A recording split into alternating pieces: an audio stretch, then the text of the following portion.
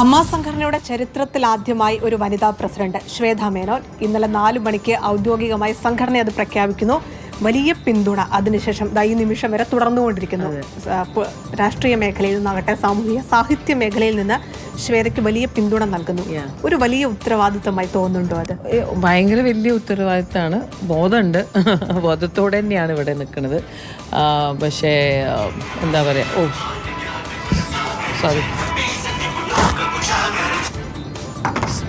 Sorry ഭയങ്കര ഉത്തരവാദിത്തമുണ്ട്. ഭയങ്കര ബോധത്തോടെ തന്നെയാണ് ഈ സ്ഥാനം ഏറ്റെടുത്തിട്ടുണ്ട്. പക്ഷേ വന്നപ്പോൾ ഇറ്റ്സ് എ ബിഗർ അങ്ങനെ. പക്ഷേ ഐ എം വെരി ഹാപ്പി. ആദ്യമായിട്ട് എല്ലാവരോടും, നമ്മുടെ മലയാളി പ്രേക്ഷകർക്കും, നമ്മുടെ മീഡിയ, നമ്മുടെ എല്ലാവരോടും ഒരുപാട് നന്ദിയുണ്ട്.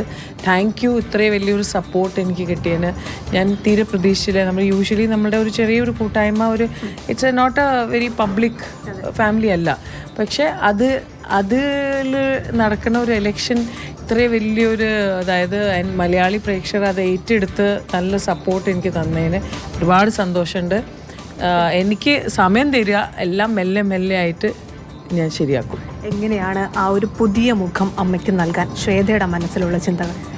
എൻ്റെ പേഴ്സണലായ വിഷൻ അല്ലല്ലോ അമ്മ, ഇതൊരു കൂട്ടായ്മയുടെ ഒരു ഇതാണ്. ഇപ്പം ഞാൻ എന്ത് പറഞ്ഞാലും അതെൻ്റെ പേഴ്സണലായ കാര്യം മാത്രമേ ഉണ്ടാവുള്ളൂ. നമ്മളുടെ ഒരു ബൈലോ പ്രകാരം നമ്മളിരുന്ന് ECയിൽ സംസാരിച്ച്, EC ജനറൽ ബോഡിയിലാണ് സംസാരിക്കുക. ജനറൽ ബോഡിയാണ്.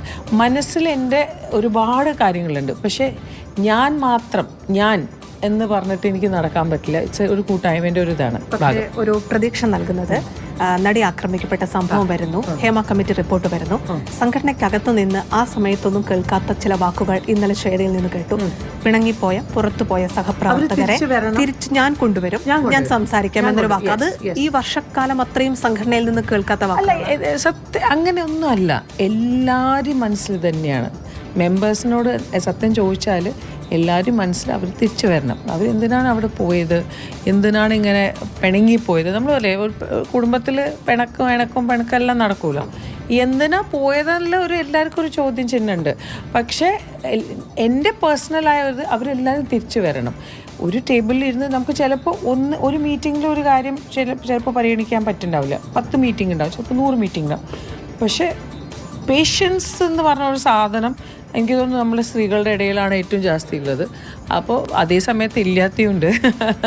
So I hope and wish എൻ്റെ പേഴ്സണൽ ഒരു വിഷൻ നമ്മളുടെ എക്സിക്യൂട്ടീവും നമ്മുടെ ജനറൽ ബോഡിയും കേട്ട് അത് എന്നെ സപ്പോർട്ട് ചെയ്യുമെന്ന് വിചാരിക്കുന്നു. അത് ശ്വേതയുടെ ഭാഗത്തുനിന്ന് അതിനൊരു ഇനിഷ്യേറ്റീവ് ഉണ്ടാവും പ്രസിഡന്റ് എന്ന രീതിയിൽ? Of course, why not. ഞാൻ പറയട്ടെ, ഇന്നലെ നമ്മൾ കണ്ടുമുട്ടിയ എല്ലാ എക്സിക്യൂട്ടീവ് മെമ്പേഴ്സിനും എല്ലാവരും കൂടെ ഉണ്ടാവണം എന്ന ഒരേ ഒരു ഇതുള്ളൂ, ഒരേ സ്വരമാണ് എല്ലാവർക്കും. ബിക്കോസ് എല്ലാവർക്കും ഒരേ വിഷനാണ്, അമ്മ എങ്ങനെ നമുക്ക് നന്നാക്കാം എന്നുള്ള മാത്രമേ ഒരു വിഷൻ ഉള്ളൂ. യെസ്, അന്ന് നമ്മൾ പിണങ്ങിപ്പോവുക എന്ന വാക്ക് പോലും അതിൽ പ്രയോഗിക്കുന്നത് ശരിയല്ലെന്നാണ് എനിക്ക് തോന്നുന്നത്. കാരണം അവരൊരു നിലപാട് മുന്നോട്ട് വെച്ചതാണ്. അത് സഹപ്രവർത്തകയ്ക്ക് പിന്തുണ നൽകിക്കൊണ്ടാണ് ആരോപണ വിധേയൻ സംഘടനയിൽ തുടർന്ന ആ സമയത്ത്